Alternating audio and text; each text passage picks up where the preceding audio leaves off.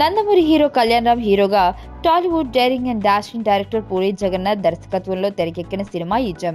అవినీతి, స్కామ్లు, మీడియా తదితర అంశాల నేపథ్యంలో తెరకెక్కిన ఈజం సినిమా గత శుక్రవారం ప్రేక్షకుల ముందుకు వచ్చింది. ఈ సినిమా బాగుందని టాక్ వచ్చినా వసూళ్ల పరంగా మాత్రం అంచనాలు అందుకోలేకపోయింది. పూరి తన గత సినిమా స్టైల్లోనే ఈజం సినిమాను చుట్టేశాడని టాక్ వచ్చేసింది. ఇదిలా ఉంటే ఈజం సినిమాపై పవర్ స్టార్ పవన్ కళ్యాణ్ చేసిన కామెంట్లు ఇప్పుడు ఇండస్ట్రీలో పెద్ద చర్చనీయాంశమయ్యాయి.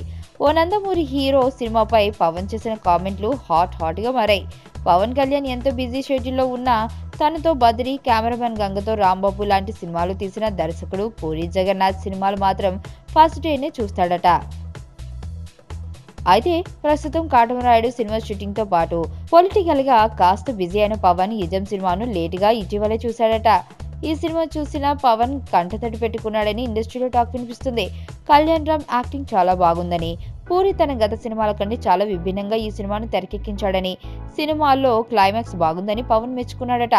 ఇక పవన్ ఓ నందమూరి హీరో సినిమాకు ఈ రేంజ్ లో కితాబు ఇవ్వడం ఇప్పుడు టాలీవుడ్ లో పెద్ద హాట్ టాపిక్ గా మారింది.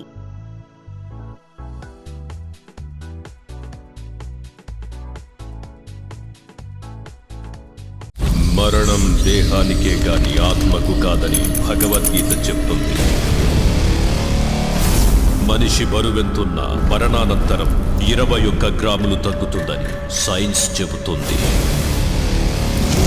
అంటే ఆ 21 గ్రామ్స్ బరువు